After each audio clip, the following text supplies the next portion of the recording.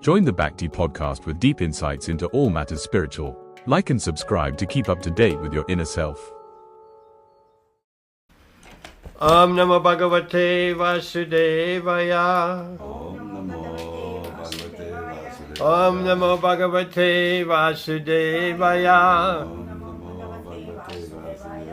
Om Namo Bhagavate Vasudevaya. dehino smin yathā dehe, Dehino smin yathā dehe, kaumāraṁ yauvanaṁ jarā, kaumāraṁ yauvanaṁ charā, tathā dehāntara-prāptir, tathā dehāntara-prāptir, dhīras tatra na muhyati. dhīras tatra muhyati. Translation. As the embodied soul continuously passes in this body from boyhood to youth to old age, the soul similarly passes into another body at death. A sober person is not bewildered by such a change. Purport. By His Divine Grace, A.C. Bhaktivedanta Swami Srila Prabhupada Ki Jai. Hey. Since every living entity is an individual soul, each is changing his body every moment, manifesting sometimes as a child, sometimes as a youth, and sometimes as an old man. Yet the same spirit soul is there and does not undergo any change. This individual soul finally changes the body at death and transmigrates to another body. And since it is sure to have another body in the next birth, either material or spiritual, there was no cause for lamentation by Arjuna on account of death, neither for Bhishma nor for Drona, for whom he was so much concerned. Rather, he should rejoice for their changing bodies from old to new ones, thereby rejuvenating their energy. Such changes of body account for varieties of enjoyment or suffering, according to one's work in life. So Bhishma and Drona, being noble souls, were surely going to have spiritual bodies in the next life, or at least life in heavenly bodies for superior enjoyment of material existence. So, in either case, there was no cause for lamentation. Any man who has perfect knowledge of the constitution of the individual soul, the supersoul, and nature, both material and spiritual, is called a dhīra, or a most sober man. Such a man is never deluded by the change of bodies. The Mayavadi theory of oneness of the spirit soul cannot be entertained on the ground that the spirit soul cannot be cut into pieces as a fragmental portion. Such cutting into different individual souls would make the supreme cleavable or changeable, against the principle of the supreme souls being unchangeable. As confirmed in the Gītā, the fragmental portions of the Supreme exist eternally, sanatan, and are called jarā. That is, they have a tendency to fall down into material nature. These fragmental portions are eternally so, and even after liberation, the individual soul remains the same, fragmental. But once liberated, he lives an eternal life in bliss and knowledge with the personality of Godhead. The theory of reflection can be applied to the supersoul, who is present in each and every individual body and is known as the Paramatma. He is different from the individual living entity. When the sky is reflected in water, the reflections represent both the sun and the moon and the stars also. The stars can be compared to the living entities and the sun or the moon to the Supreme Lord. The individual fragmental spirit soul is represented by Arjuna, and the Supreme Soul is the personality of Godhead Sri Krishna. They are not on the same level, as it will be apparent in the beginning of the 4th chapter. If Arjuna is on the same level with Krishna, and Krishna is not superior to Arjuna, then their relationship of instructor and instructed becomes meaningless. If both of them are deluded by the illusory energy Maya, then there is no need of one being the instructor and the other the instructed. Such instruction would be useless because in the clutches of Maya, no one can be an authoritative instructor. Under the circumstances, it is admitted that Lord Krishna is the Supreme Lord, superior in position to the living entity Arjuna, who is a forgetful soul, deluded by Maya. Thank you very much. That was a very beautiful reading. Yes? Hare Krishna. Again, there's a very important verse, a key verse in Bhagavad Gītā. Translation again: as the embodied soul continually passes in this body from boyhood to youth to old age, the soul similarly passes into another body at death. The self-realized soul is not bewildered by such a change. It is not that difficult to understand that we passing through different bodies. Some people say, oh no, the body is just growing. It's not different bodies. It's just growing, old, and so on. Or from a small childhood growing to a bigger child. But so we can also look at the old type of cinema films on the roll. It looks like a person is moving or growing old. But if we slow down the wheel of the cinema film, we can see there are different pictures, different bodies, but by running them quickly through, it appears like we are growing. Actually, we have different bodies at different stages in life. Science says that every 7 years, we're changing every single cell in our body. It's never after 7 years, we don't have the same cells in our body as 7 years ago. And it is fascinating. These elements found in our body, Bhumya Apona Lovayu, earth, water, fire, air, ether, mind, intelligence, false ego, these material elements, they're in our body, but they're also outside of our body. Outside is air, water, fire, air, ether, and in the body, earth, water, fire, air, ether, and so on. So what's the difference?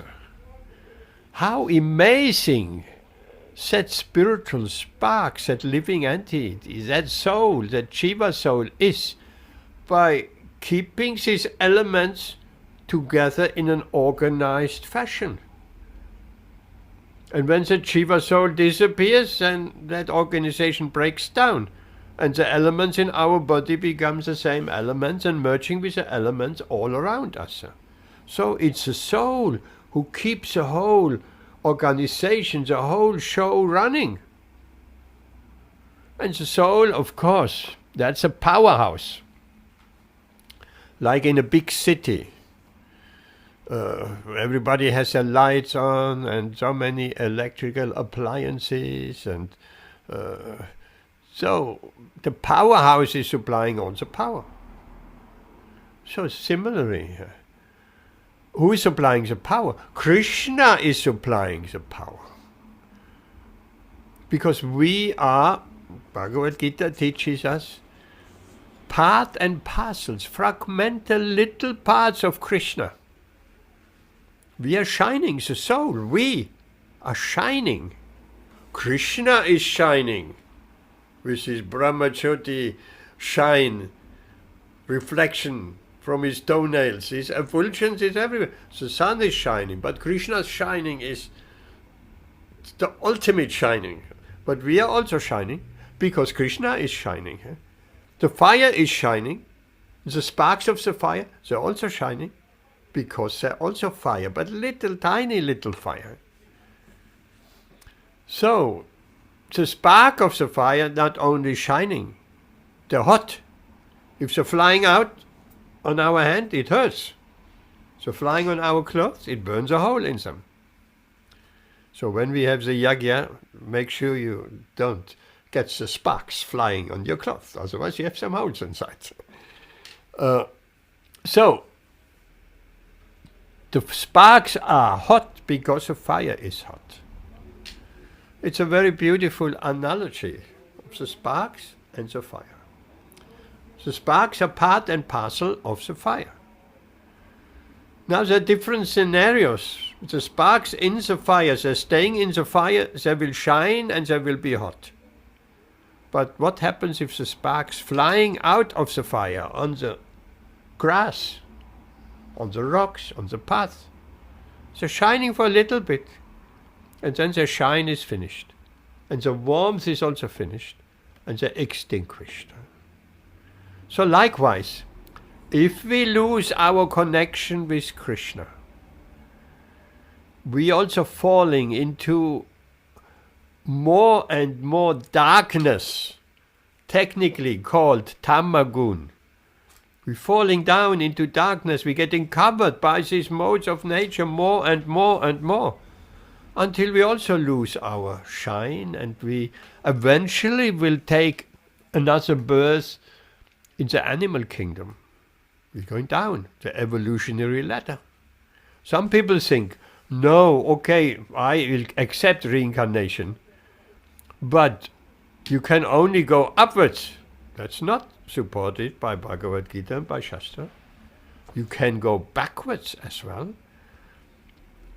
People think we have come through evolution from the monkey to the human, civilized human being here. But you can also go from the civilized human being back to the monkey. Right? And we see people, Srila Prabhupada saying that, people behaving in such degraded ways, they're walking around half naked, they have no culture anymore, they're losing everything. They're just living like animals. They will go back to the forest and living just like animals. And next lifetime, animal body. At least those who are pursuing the path of Krishna consciousness, devotional service, even though they may not become perfect in this lifetime, a human body is assured. So if someone has served Krishna in some capacity, even just cooking some beautiful lunch back for Krishna, that is service. If someone has done some service for Krishna, a human body next life is guaranteed. So there is no loss. When it is said, on this path, there is no diminution, there is no loss. And if we don't finish the course of Krishna consciousness in this lifetime, we carrying on where we stopped at the time of death. Next lifetime is not everything is lost. We're carrying on with our bhakti activities where we have stopped. So that's very reassuring to know. Materially, everything is gone. All our accomplished wealth is not that we have accumulated a bank account of a few 100,000 wealth. Next lifetime, we be born with 100,000. No, everything is lost materially.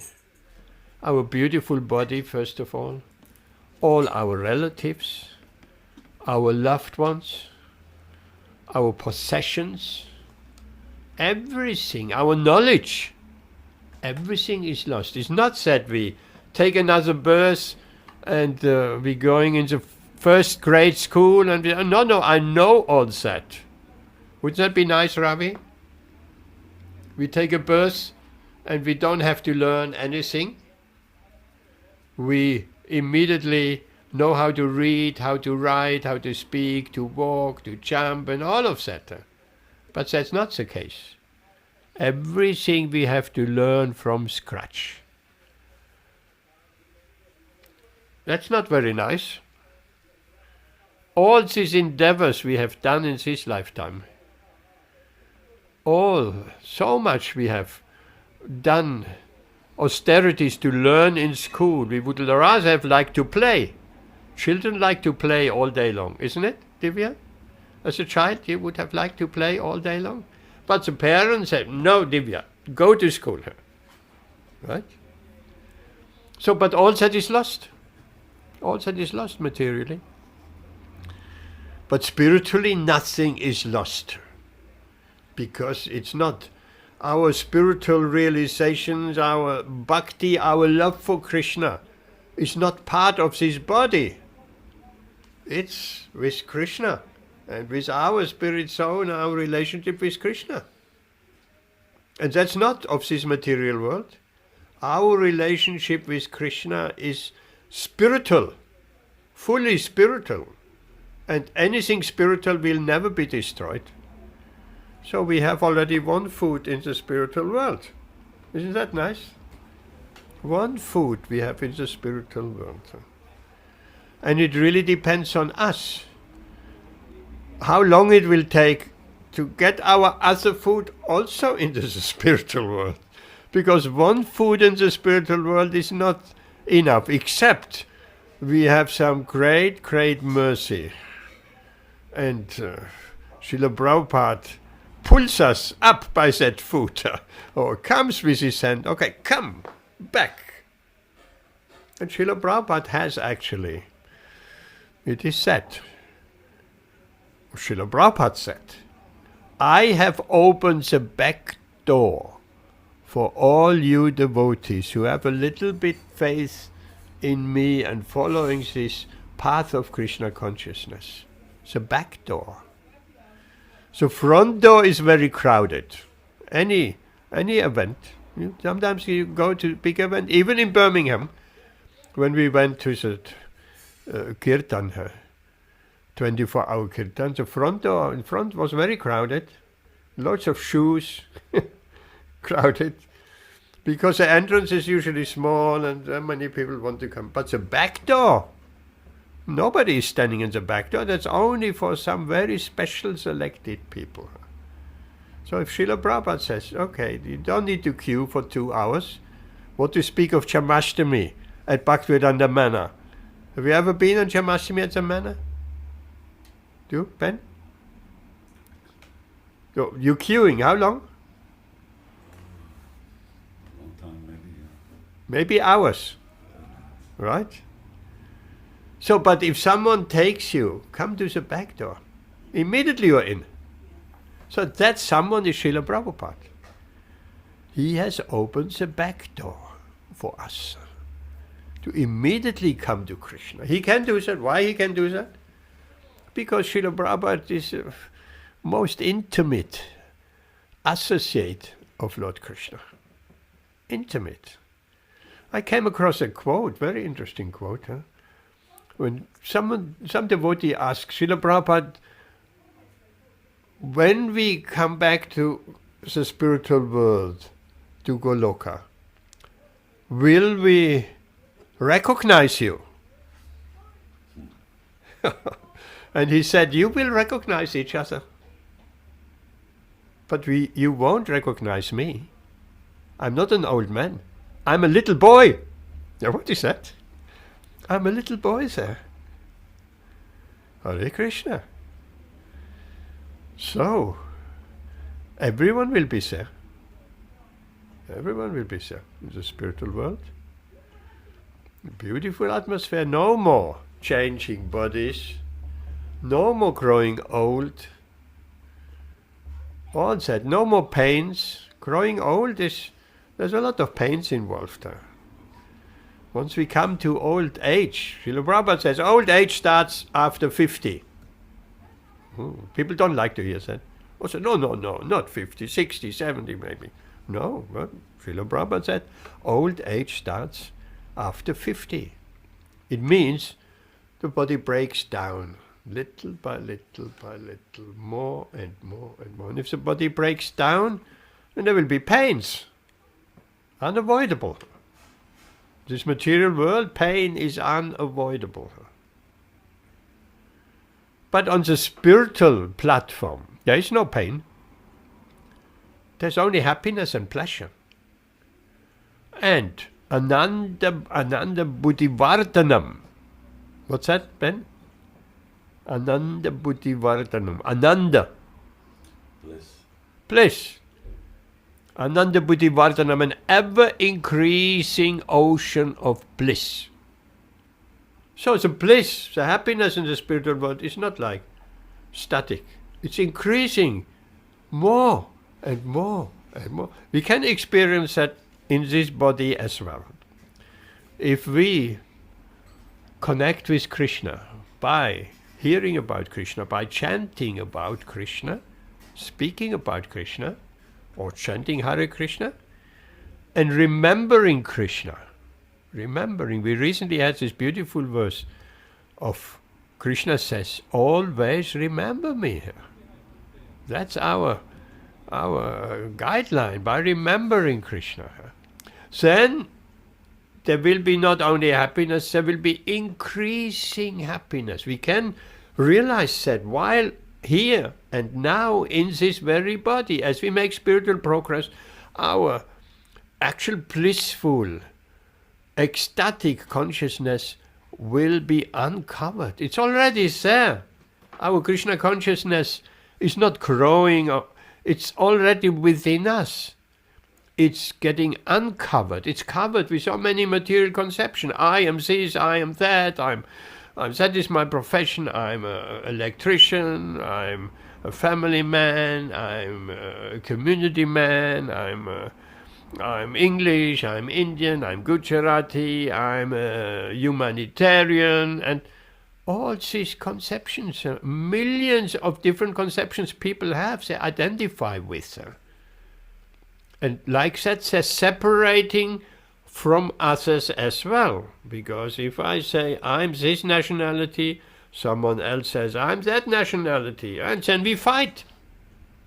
But if we understand, our real identity is Nitya Krishna Das, eternal servant of Krishna.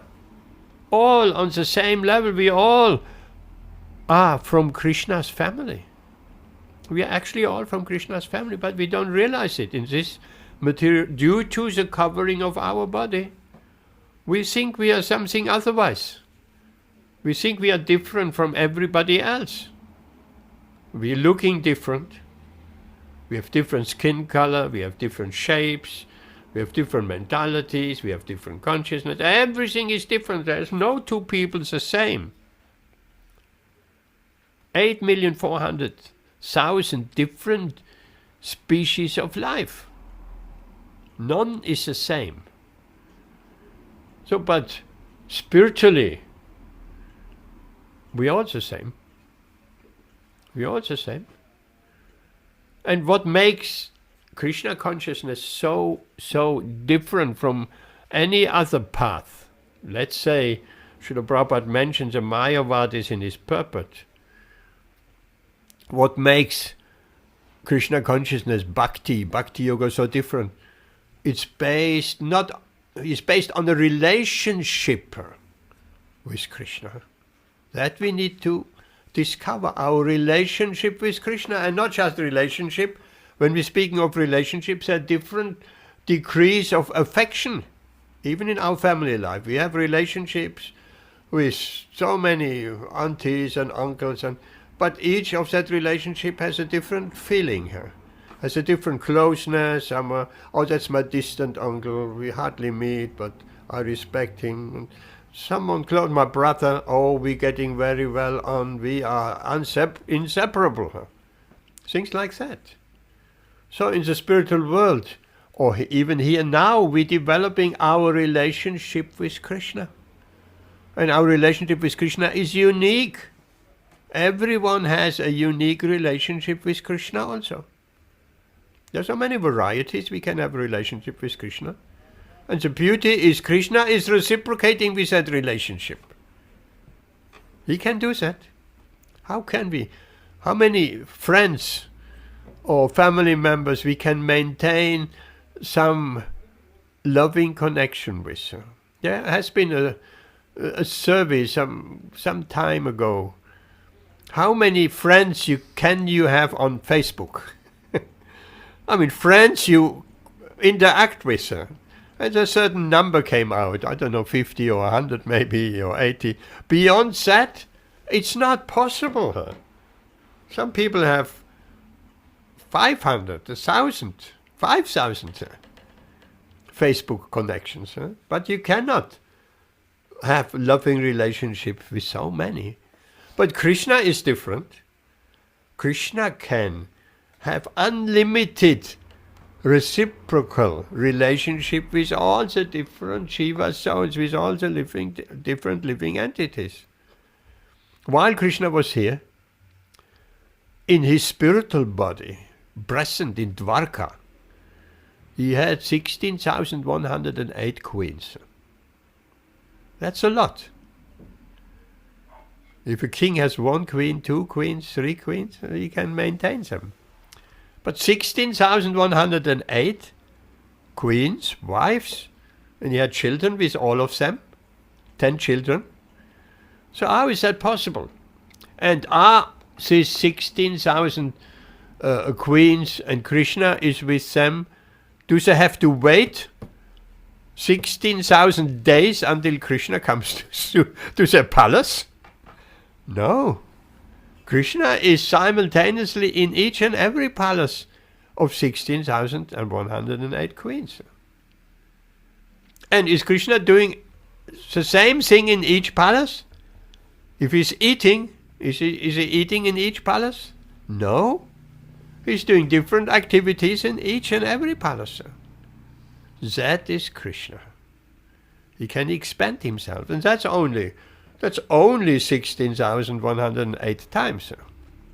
But Krishna can expand himself unlimitedly.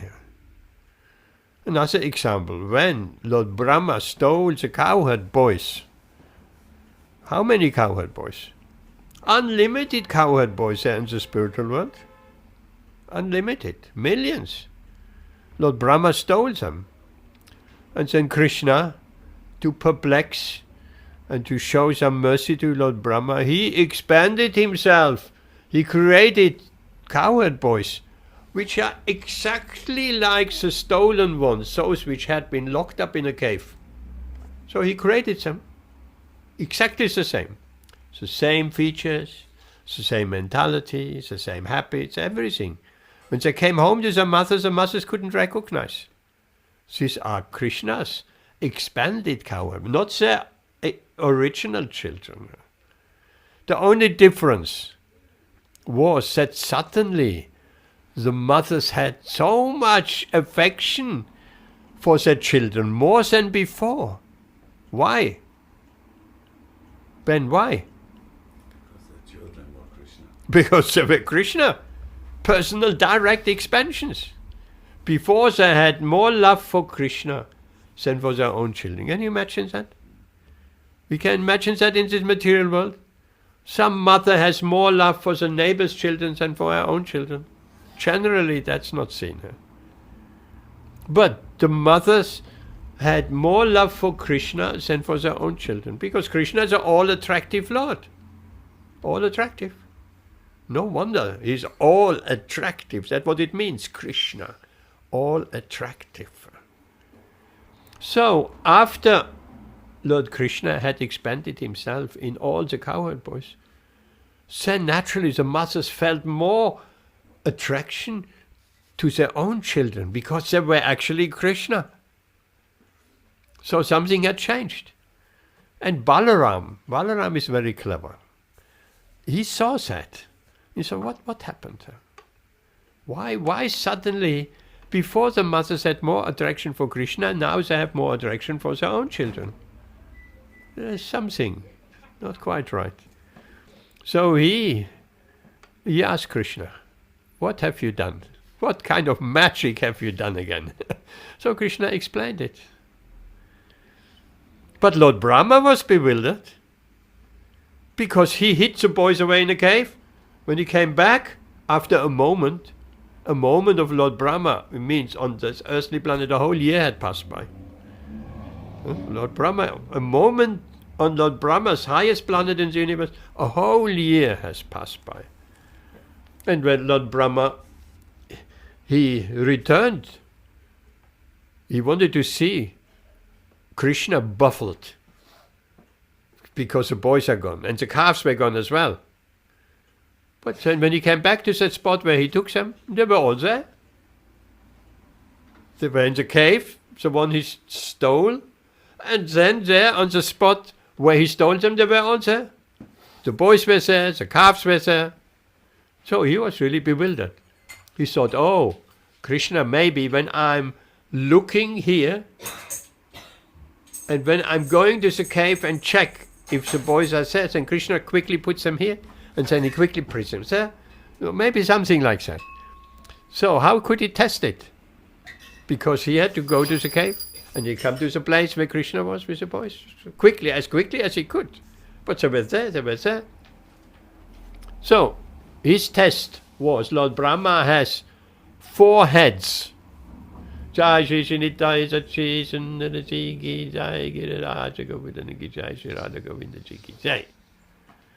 Krishna has 4 heads. So he thought he's very clever.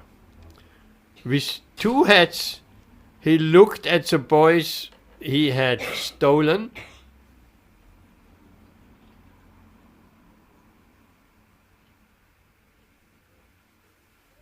Yes, we're waiting for the curtain. Hare Krishna.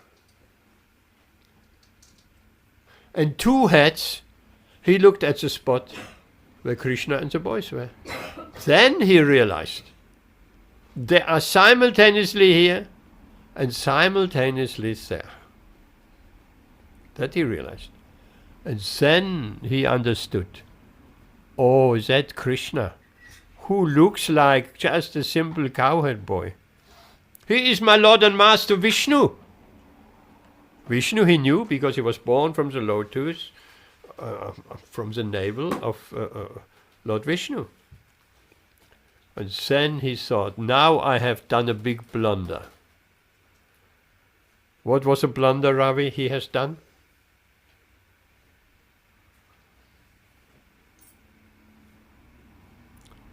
He took the boys. He disturbed Krishna's pastime, right? He just took the boys. Naturally, if you have friends and you play or you're doing nice things together and someone just takes your friends away, well, we would be very upset. So then he offered some beautiful prayers and apologies.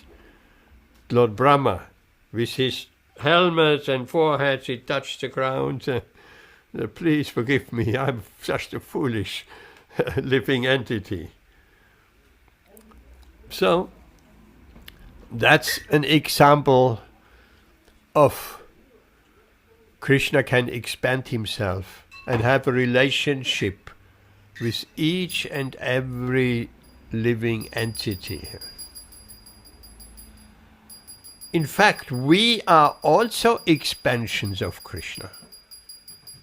We are also. How would it be otherwise that we are part and parcel of Krishna?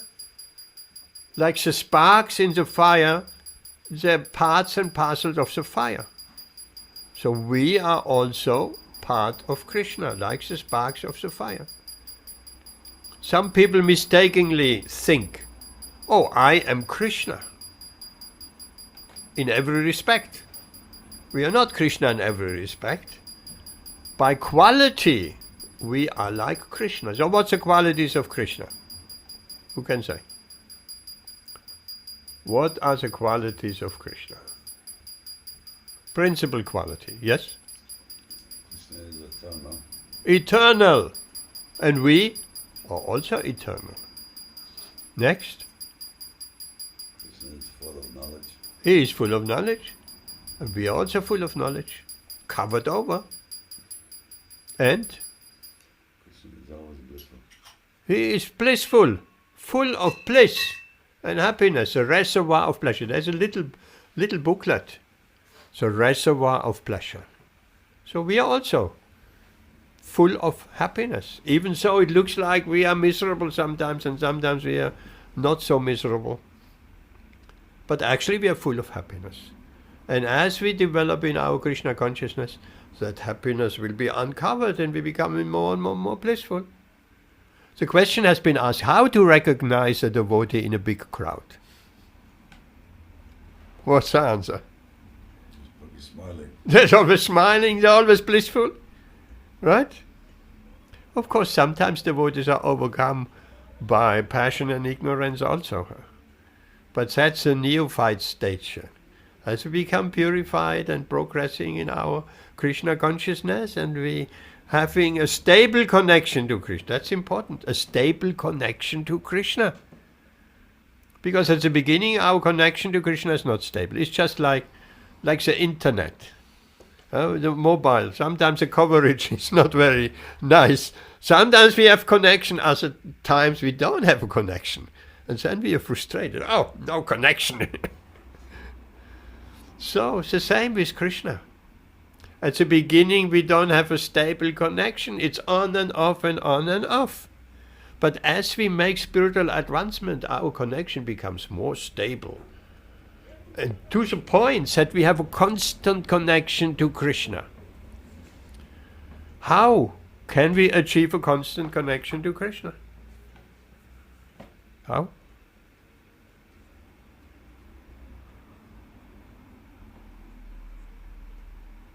Any suggestion? Are you asking me? Yes, here. Amisha, chanting, chant, Jai, Haribol. Yes, by chanting, because that's Krishna's name. And that is not only Krishna's name, that Hare Krishna, Krishna Krishna, Hare Hare, Hare Rama, Rama Rama, Hare. That is Krishna.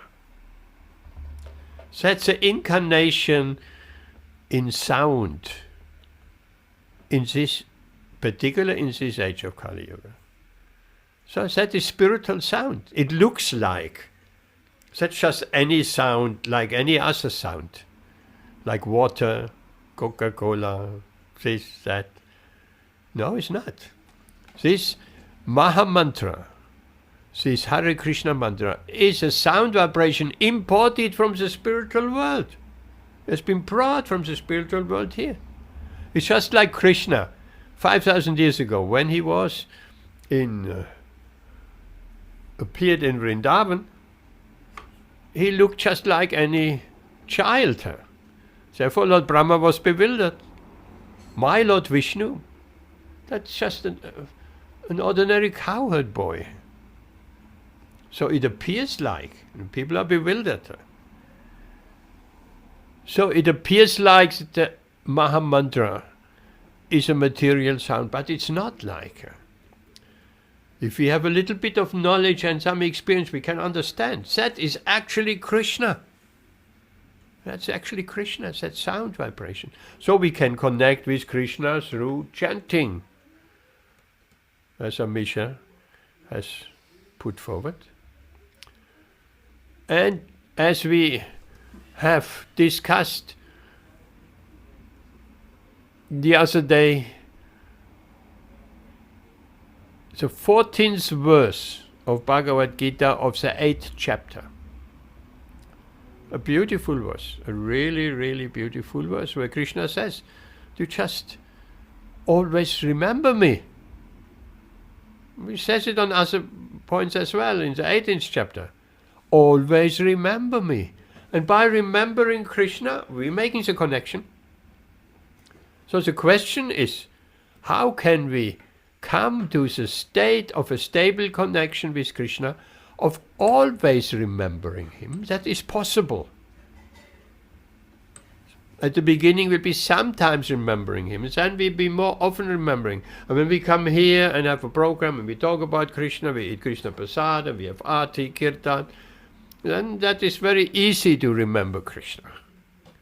But we cannot have Arti 24 hours a day, 7 days a week. That's not possible. We have so many responsibilities. So therefore that remembering Krishna, chanting Krishna's name. And here is a secret. I will reveal a secret. We'll talk more about it on a Wednesday. Chanting a fixed... let's start from the beginning. Someone comes to be attracted by Krishna, and by this chanting, by kirtan particularly, they have that attraction, they like it. And then eventually say, coming into the association of devotees. For kirtan, or otherwise. Prasadam also. There's some people came to Krishna consciousness through prasadam. They're prasadam devotees. Halava devotees. I know quite a number of devotees. They went to a Ratha Yatra because it looked so beautiful and colorful, and they got some halava. They'll never forget that. That was their attraction to Krishna. So they came to Krishna through prasadam, through the tongue, through the halava. Others coming in various different other ways. Some coming even in the philosophical way of searching for knowledge. So,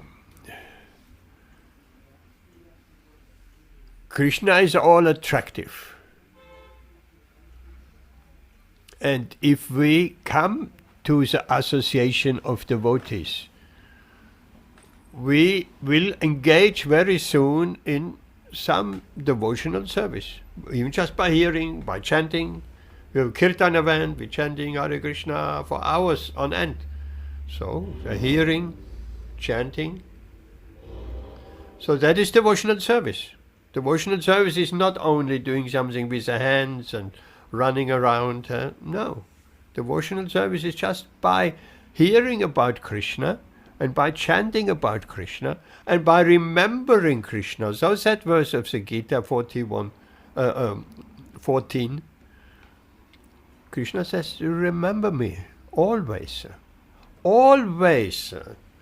So we get, in due course of time, we get that stable connection, internet connection to Krishna. Stable connection, where we will always have that, always remember him. So that secret about chanting. We may chant 1, 4, 8, 16 rounds, or even sometimes more than 16 rounds, which is wonderful. We may chant on the beats, Hare Krishna, which is even more wonderful. In the beginning we may chant just on and off sporadically without beats, whenever we feel like. That's one level, yes? But to have a fixed number of chanting, that is another level. But then what if we have chanted our 16 rounds, 20 rounds, 25 rounds? What then? Well, there is something like continuous chanting. We may say, how is that possible? Continuous chanting? Well, it doesn't have to be loud. There's 3 stages of 3 ways of chanting. At the beginning, we are encouraged to chant loudly. Hare Krishna, Krishna, so loudly so we can hear it. Because the ear is very important. We hear something, immediately our focus is there. If someone is next door and he says, oh, you can just hear in the tone, oh, Shushila, immediately, oh, well, Shushila, my name has been, someone speaks about me. So immediately attention is there.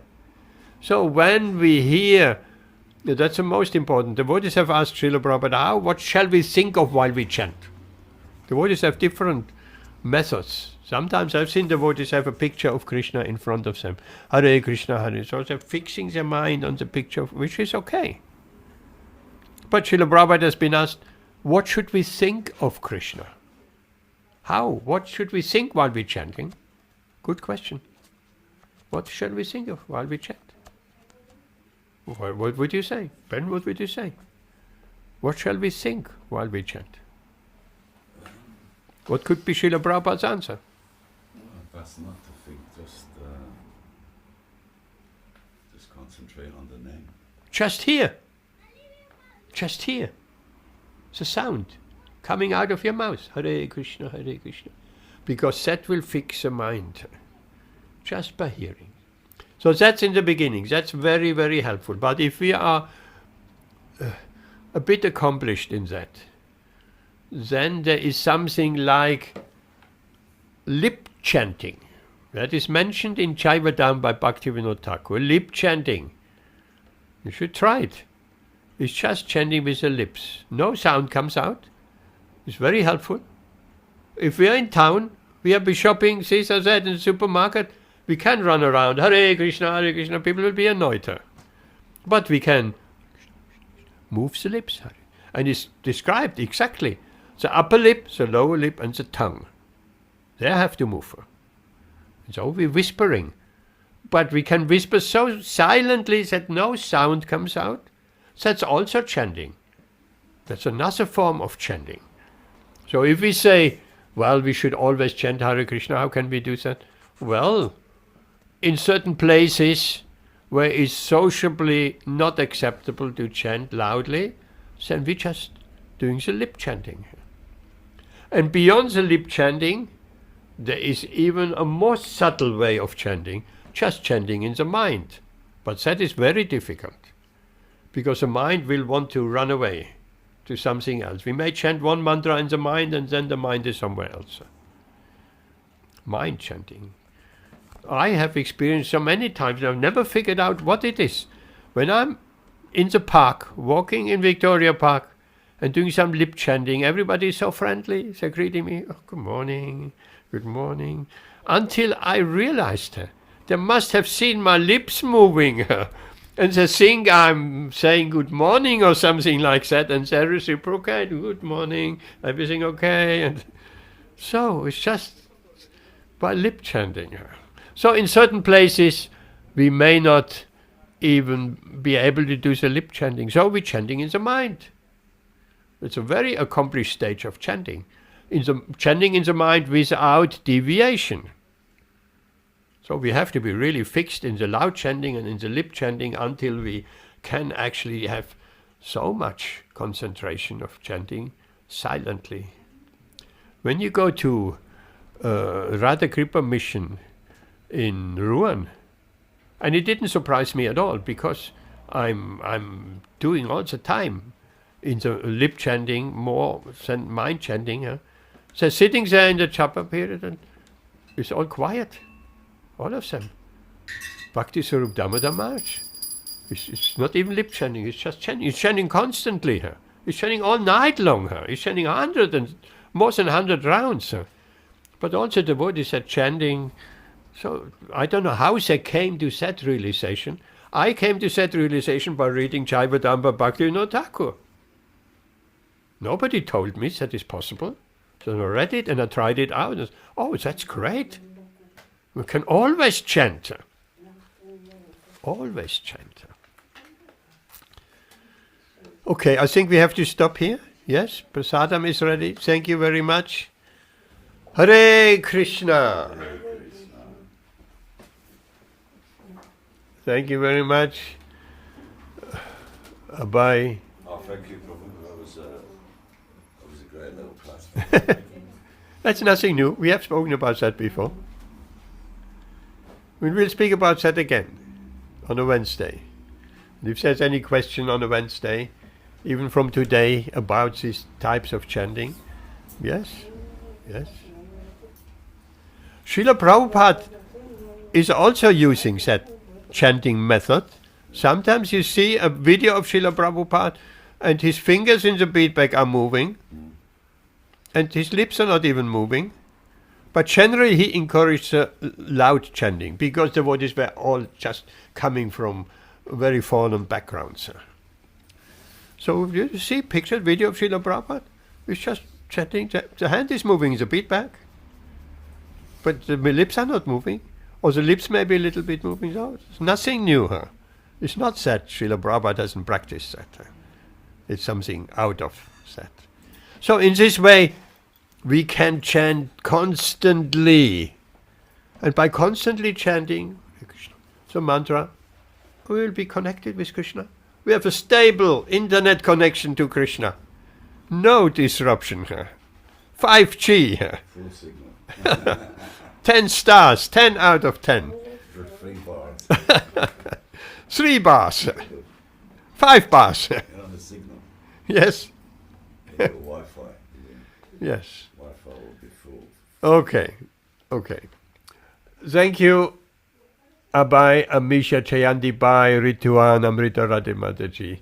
Thank you for being here tonight. Who is it? Rituan or Amrita Radhe Mataji? Rakesh Prabhu, it's me. Oh, it's you. Yes. She's also here all around, like, running around through the house behind Tejas Okay. and doing services for Radha Gidari. Wonderful. Yeah. Wonderful. So we are all looking forward to, for you to come, you and all the devotees of Leicester Hare Krishna Center to come here. Yes, we're looking very much forward. It's only just not long anymore. Not long. Yes, please. Okay, Okay. we have Hare to stop. Krishna. Hare Krishna, Srila Prabhupada ki Yeah. jai. Join the Bhakti podcast with deep insights into all matters spiritual. Like and subscribe to keep up to date with your inner self.